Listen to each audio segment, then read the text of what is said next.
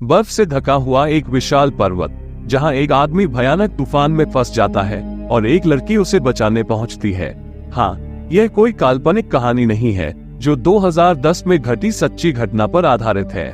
बर्फीले पहाड़ के नीचे जंगल और उसके नीचे नदी, पहले से ही तेज तूफान था, फिर इतनी रुकावटें आई, अंत में दोनों वहीं फंस गए।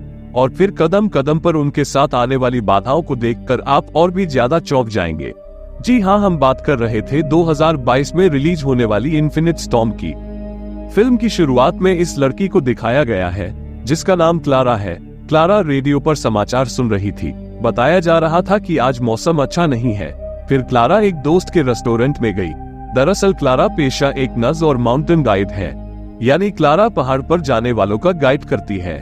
उसके दोस्त ने उसे बार बार मना किया कि आज खराब मौसम में किसी पहाड़ पर न चढ़े, लेकिन क्लारा बिना किसी की बात सुने गंतव्य के लिए निकल जाती है।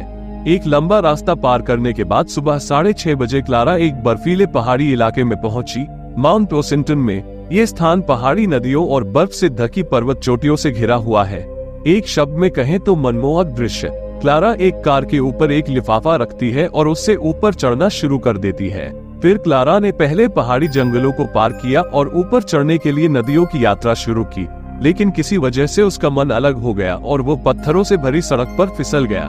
परिणाम स्वरूप चढ़ने वाली छड़ी टूट जाती है। फिर उसे एक साथ जोड़कर वो फिर से चढ़ना शुरू कर दिया। जैसे ही क्लारा ने चढ़ना शुरू किया, चारों ओर बर्फ ही बर्फ थी, मानो किसी ने पहाड़ को सफेद चादर से ढक दिया हो। उड़ती हुई बर्फ के साथ हल्की हवा भी उसके साथ चल रही थी।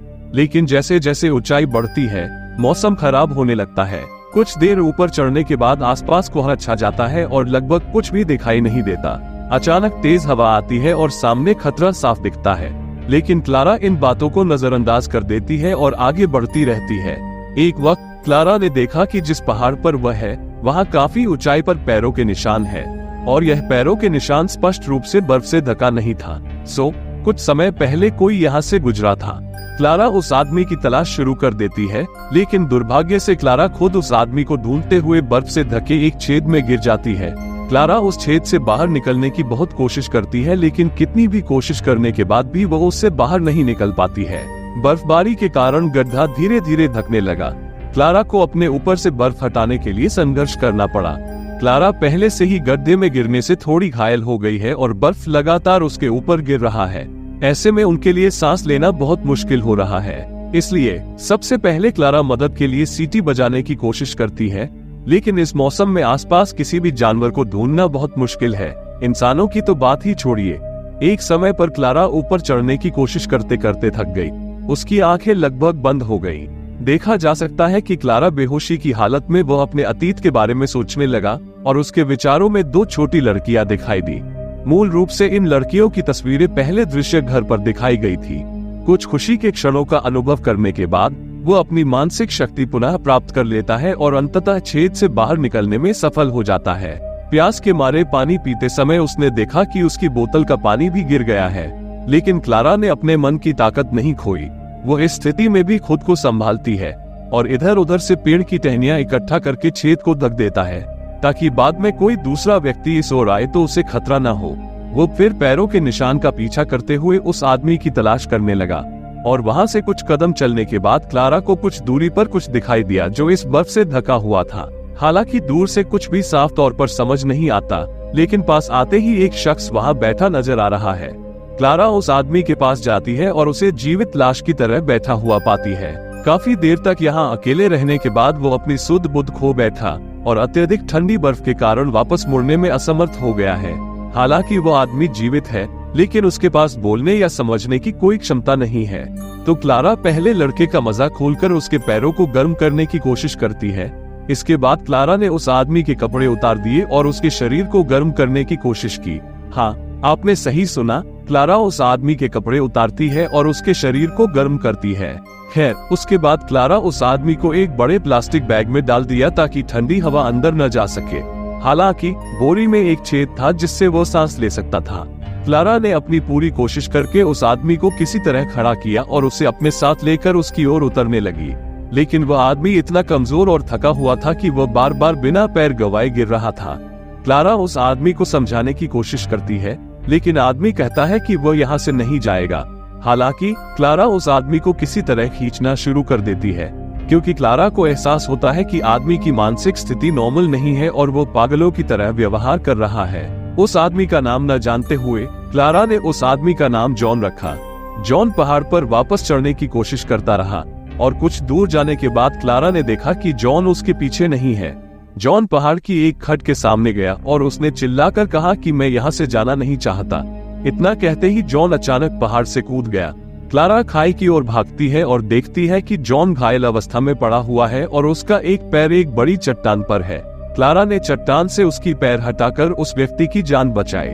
जॉन दर्द से करा उठा, लेकिन जॉन को जीवित रहने का पछतावा था क्योंकि वह मरना चाहता था। क्योंकि उसकी मानसिक स्थिति ठीक नहीं थी। वहां से बचने के बाद जॉन ने भूख के कारण बर्फ खाना शुरू कर दिया। क्लारा उसे रोकती है क्योंकि बर्फ उसके शरीर को और नुकसान पहुंचा सकती है। क्लारा फिर जॉन से कहती है कि उन्हें रात होने से पहले जितनी जल्दी हो सके इस खतरनाक क्षेत्र से बाहर निकल जाना चाहिए। इसके बाद वे दोनों तेजी से पहाड़ी से नीचे जाने लगे।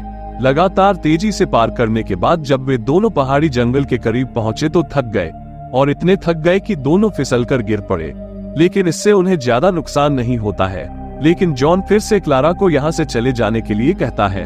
क्लारा इस बात पर जोर देती है कि अगर वो वापस लौटती है तो चाहे कितनी भी बाधाएं क्यों न हो, वो जॉन के साथ लौटेगी, क्योंकि वो पेशे से एक नर्स है जो लोगों की सेवा करती है और साथ ही एक माउंटेन गाइड भी है जो दुर्गम पहाड़ों में लोगों का गाइड करती है। चूंकि जॉन के पैर में पहले से ही चोट लगी हुई थी, क्लारा ने बड़ी मुश्किल से उसे एक पेड़ के सहारे बैठाने में मदद की।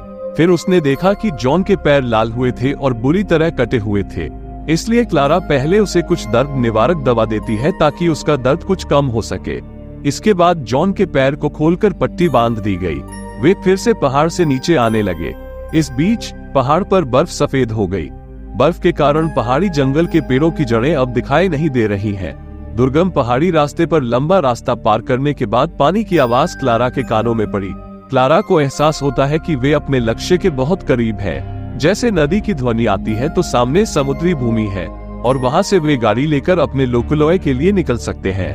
लेकिन भूमि तक पहुंचने के लिए उन्हें बहुत तीव्र ढलान पार करनी पड़ती है। लेकिन बात यह है कि भले ही क्लारा ऐसा कर सके, लेकिन जॉन के पैर की स्थिति के कारण जॉन ऐसा करने में सक्षम नहीं होगा। इसलिए उन्होंने एक तरकीब निकाली। पहले एक मजबूत पेड़ के तने से लटक गए और वहां से वे नीचे फिसल गए। फिर नदी पार करने का समय आ गया। चूंकि जॉन तैरकर नदी पार नहीं कर सकता, इसलिए वो एक पेड़ के तने पर लेट जाता है और धीरे धीरे तैरकर नदी पार कर जाता है। लेकिन आधे रास्ते तक पहुंचने से पहले ही जॉन का पैर फिसल गया और वो नदी के पानी में गिर गया और तेज धारा में बहने लगा।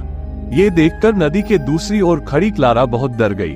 इससे पहले कि वो कुछ कर पाता, जॉन तैरकर दूर चला गया और इस सर्दी के कोहरे और रात के अंधेरे में उसके पास नदी के किनारे खड़े होकर देखने के अलावा और कोई चारा नहीं है। कुछ देर इधर उधर देखने के बाद क्लारा निराश होकर नदी के किनारे बैठ गई और जॉन को पुकारने लगी। तभी क्लारा कुछ देखकर हैरान रह गई। जॉन क्लारा से कुछ दूरी पर सामने किनारे पर बेहोश पड़ा हुआ दिखाई देता है। दरअसल जॉन बहते बहते किसी तरह उस बंदरगाह पर आ गया। क्लारा नदी पार करके उसके पास दौड़कर जाता है। इसके बाद जॉन की जान बचाने के बावजूद वो और अधिक बीमार और थका हुआ हो गया।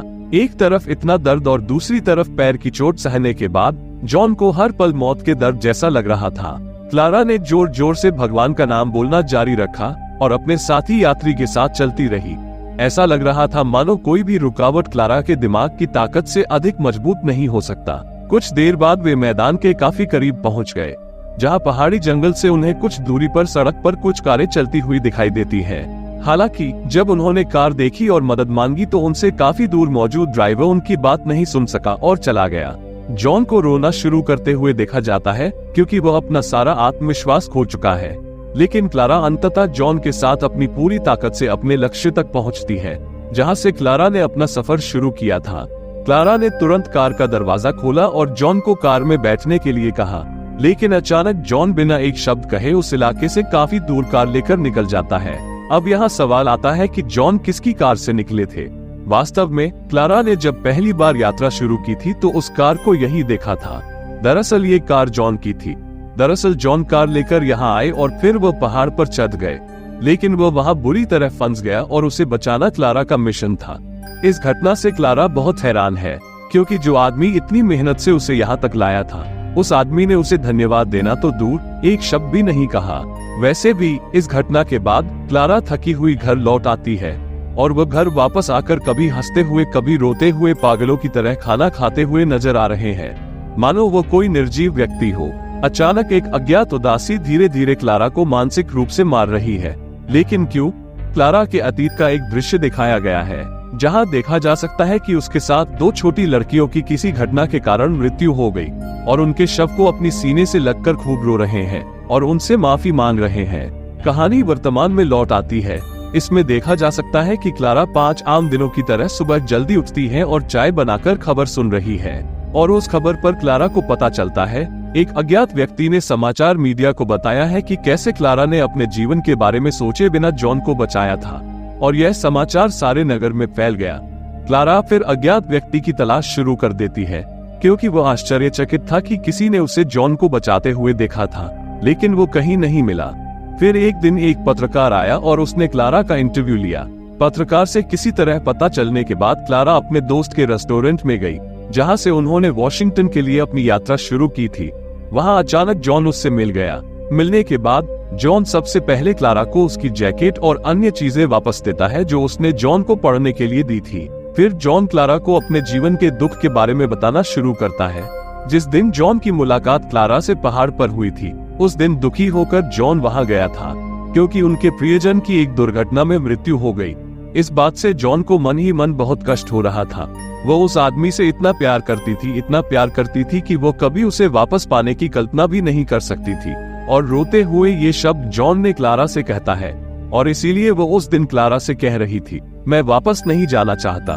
और क्लारा ने जॉन को वहां से बचाया था। ये खबर जॉन खुद ही न्यूज में दी थी। फिर क्लारा भी अपने जीवन की एक दुखद घटना का वर्णन करती है। उन्होंने बताया कि मेरी भी 2 बेटियां हैं। एक दिन अचानक मेरे घर में गैस लीक हो गई। मैं खिड़कियां टूटने की आवाज सुनकर दौड़ी और देखा कि मेरे दोनों बच्चों की हादसे में मौत हो चुकी है। तुम्हें पता है जॉन, अपने 2 बच्चों को न बचा पाने का अफसोस मुझे हर दिन सताता है। मैं अब भी उन्हें अपनी आंखों के सामने देख पाता हूँ और अपने बच्चों को न बचा पाने के दर्द को भूलने के लिए मैं उस दुर्गम पहाड़ का रास्ता पार करता हूँ और जो लोग वहाँ फंसे हैं उन्हें बचाकर नीचे लाना, यही मुझे जीने के लिए प्रेरित करता है। इसके बाद फिल्म के आखिरी सीन में क्लारा नजर आती है, अपनी बेटियों की यादों को याद करते हुए और अपनी परेशानियों को भूलकर वो फिर से पहाड़ की चोटी पर पहुंच गया और यहीं ये फिल्म खत्म हो जाती है।